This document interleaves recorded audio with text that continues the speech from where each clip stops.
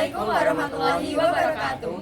Kami kelompok 5 akan memperkenalkan diri. Yang pertama, saya Naswa Zalia, absen 20. Saya Naisla Zazaki, absen 19. Saya Naisla Akhir Putri, absen 18. Saya Muhammad Nurul Syarifuddin, absen 17. Di sini kami akan mempresentasikan bab Persatuan dan Kesatuan Bangsa Indonesia pada masa demokrasi liberal. Persatuan dan Kesatuan Bangsa pada masa demokrasi liberal 17 Agustus 1950 sampai dengan 5 Juli 1959. Pada periode ini, negara Indonesia menggunakan Undang-Undang Dasar Sementara Republik Indonesia tahun 1950 yang berlaku mulai tanggal 17 Agustus 1950. Undang-Undang Dasar RI 1950 merupakan perubahan dari Konstitusi RIS yang diselenggarakan sesuai dengan piagam penghargaan antara pemerintah RIS dan pemerintah RI, yaitu pada tanggal 19 Mei 1950. Bentuk negara Indonesia adalah kesatuan kekuasaan yang dipegang oleh pemerintah pusat. Bentuk pemerintahannya yang diterapkan adalah republik yang dipimpin oleh seorang presiden dan wakil presiden. Sistem pemerintahan yang dianut periode ini adalah sistem pemerintahan parlementer dengan menggunakan kabinet parlementer yang dipimpin oleh seorang perdana menteri. Alat-alat perlengkapan negara meliputi presiden, wakil presiden, menteri, Dewan Perwakilan Rakyat, Mahkamah Agung, dan juga Dewan Pengawas Keuangan. Pada masa berlakunya UUD RI 1950 dibentuk Dewan Perwakilan Rakyat sementara. Pada sistem pemerintahan ini ternyata tidak membawa bangsa Indonesia ke arah kemakmuran, keteraturan, dan kestabilan politik. Hal tersebut dapat dibuktikan adanya pergantian 7 kali kabinet pada tahun 1950 sampai 1959. Persatuan dan Kesatuan Bangsa pada masa demokrasi liberal tanggal 17 Agustus 1950 sampai dengan 5 Juli 1959. Hal yang menyebabkan kondisi negara kacau pada periode ini adalah tidak berhasilnya Badan Konstituante menyusun Undang-Undang Dasar yang baru. Keadaan ini memancing persaingan politik dan menyebabkan kondisi ketatanegaraan bangsa Indonesia menjadi tidak menentu. Kondisi yang sangat membahayakan bangsa dan negara ini mendorong Presiden Soekarno untuk mengajukan rancangannya mengenai konsep demokrasi terpimpin dalam rangka kembali kepada UUD 1959.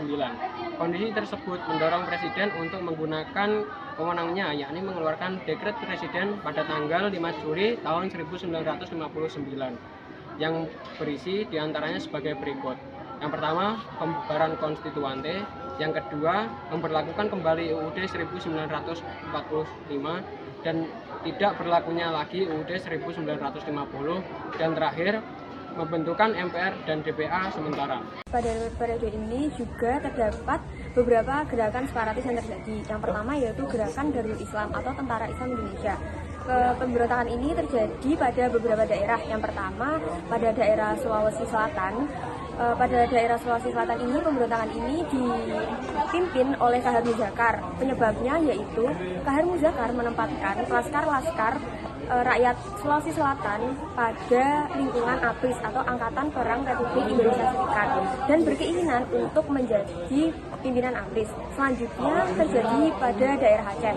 Pada daerah Aceh ini pemberontakannya dipimpin oleh Daud Bereh yang dulunya menjadi gubernur Aceh.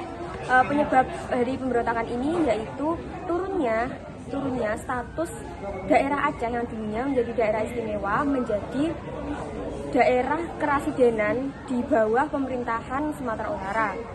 Oke, selanjutnya pemberontakan ini terjadi pada daerah Kalimantan Selatan. Di daerah Kalimantan Selatan ini pemberontakannya dipimpin oleh Ibnu Hajar yang mana beliau menyebut gerakannya dengan nama Kesatuan Rakyat yang Tertindas.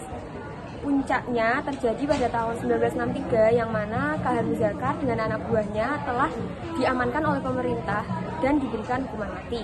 Selanjutnya pemberontakan PRRI atau Permesta, Pemerintahan Revolusioner Republik Indonesia atau Perjuangan Rakyat Semesta.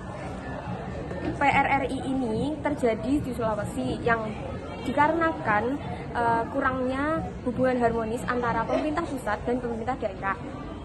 Hal tersebut menimbulkan dampak ketidakpercayaan terhadap pemerintah pusat. Maka dari semua itu muncullah dewan-dewan yang terbentuk. Puncak pemberontakan terjadi pada 10 Februari 1998.